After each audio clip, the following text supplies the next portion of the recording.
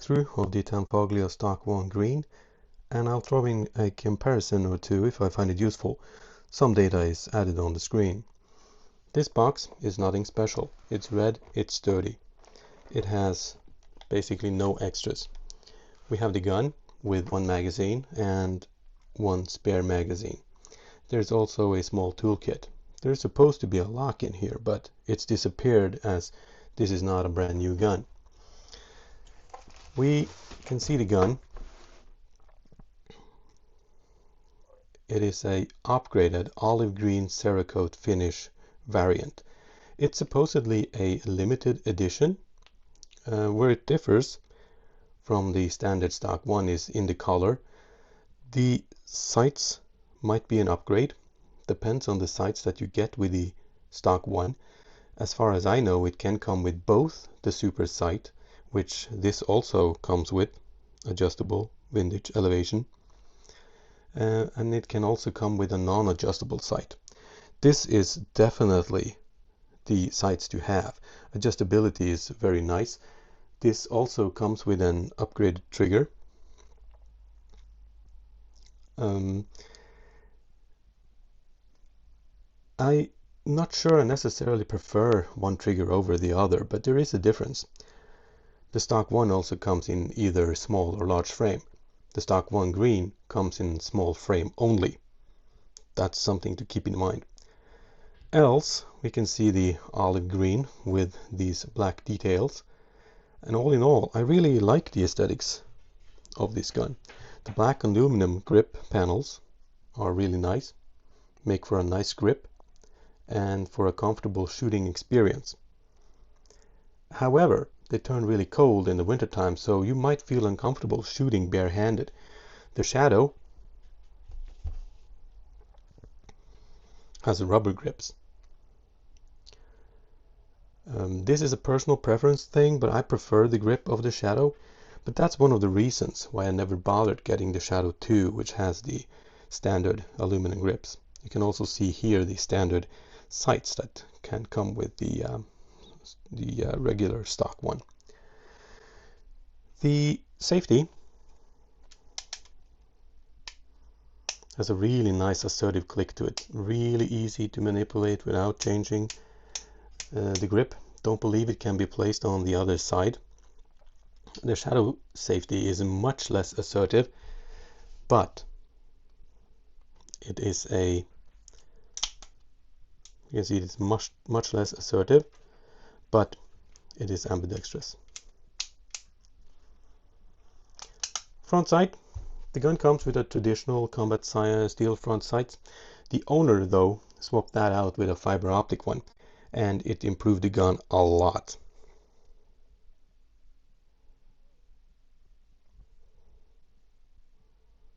Wasn't able to pick that up. However, it improved on the feel of the gun, the shooting, a lot. And I believe they should ship this gun with the fiber optic sights. The rear slide serrations are grippy. The front ones, not so much. They're deep, but they are not grippy enough. And I find it placed a little too far forward. I usually use the front serrations for rocking the slide, but on this I always use the rear. Have a look here. This is the Shadow a lot further back, so you don't have to be at the end of the barrel. And even this that doesn't have such a nice slide, it's a lot better compared to the much forward serrations of the stock one. Barely any movement of the barrel when racking the slide. And the spring is perfect on this. Every gun should have this feel when racking the slide, as this can be buttery smooth. This is not even lubricated at the moment. The trigger is nice. Not much uptake here.